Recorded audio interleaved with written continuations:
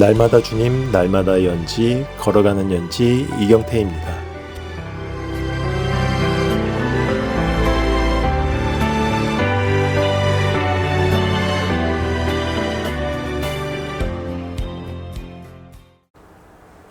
날마다 주님, 날마다 연지, 걸어가는 연지 10번째 날입니다.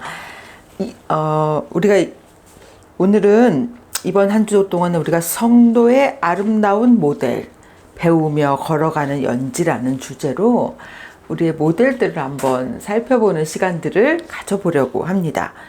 우리가 오늘 살펴볼 성도의 아름다운 모델의 주인공은 루디아입니다.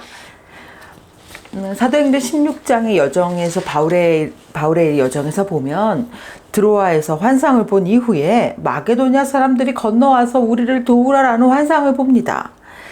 9절이죠. 밤에 환상이 바울에게 보인 마게도냐 사람 하나가 서서 그에게 청하여 이르되 마게도냐로 건너와서 우리를 도우라 하거늘. 이 환상 앞에 바울이 어떻게 응답했는지 10절에 이어서 등장합니다. 바울이 그 환상을 보았을 때 우리가 곧 마게도냐로 떠나기를 힘쓰니 이는 하나님이 저 사람들에게 복음을 전하라고 우리를 부르신 줄 인정함이러라. 바울이 이 환상 앞에 즉각적으로 순종합니다. 하나님께서 저 사람들에게 복음을 전하라고 우리를 부르셨구나 라고 인정하고 곧 마게도냐로 떠났다는 겁니다. 그러니 이 바울 일행에게 지금 이 사건은 내가 가려는 목적지가 있었는데 그 목적지가 막히고 환상을 통해서 이곳으로 와달라라는 이러한 모든 여정들은 하나님께서 과연 이 모든 일을 어떻게 준비하고 계시는 걸까? 기대할 수밖에 없는 시작입니다. 오늘 본문의 11절은 그렇게 그곳으로 떠난 이야기로 시작됩니다. 11절입니다. 우리가 드로아에서 배로 떠나 사모드라게로 직행하여 이튿날 네아폴리로 가고. 지도를 보겠습니다.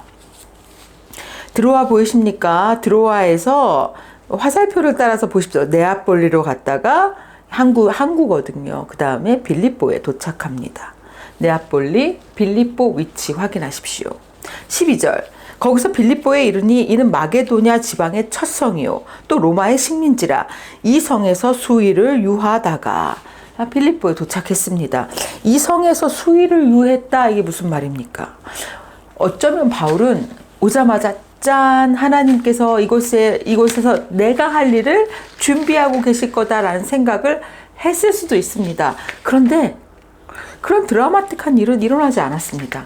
하루, 이틀, 이렇게 수일이 지나가고 있습니다. 하나님의 부르심을 확신하고 왔는데 시간만 지나가는 이러한 상황. 안식일을 맞아서 일행들과 기도할 곳을 찾아 이렇게 돌아다닙니다. 거기서 강가에 앉아있는 여자의 무리를 발견하고 그곳에 복음을 전하지요. 상황적으로 보면은요, 바울이 기대할 수 없는 상황입니다. 당시에 어떤 권력들이나 힘을 가지고 있지 않았던 그 여성들이 이렇게 앉아서 강가에 앉아있는 이 사람들에게 복음을 전했다고 어떤 하나님 복음 전파에 드라마틱한 일이 일어날 거라 예상하기 쉽지 않습니다. 그런데 하나님께서 이 장면을 예비하셨습니다. 이건 우리들도 전혀 예상하지 못한 부분입니다. 14절입니다. 두아디라시에 있는 자색 옷감 장사로서 하나님을 섬기는 루디아라 하는 한 여자가 말을 듣고 있을 때 그 자리에 한 여자가 있었는데 자색 옷감 장수로서 하나님을 섬기는 루디아라는 여자가 있었고 루디아가 바울의 말을 듣고 있었다라고 기록되어 있죠. 14절을 이어서 봅니다. 주께서 그 마음을 열어 바울의 말을 따르게 하신지라. 주께서 그 루디아의 마음을 열어주셨습니다. 이 장면은 누구도 예상하지 못했을 것입니다. 바울 역시 자신의 동역자로 이곳에 하나님께서 준비하신 히든카드가 그 자리에 있던 루디아일 거라고는 예상치 못했을 것입니다. 그러나 주께서 루디아의 마음을 여셨고 루디아는 즉시 바울을 따릅니다.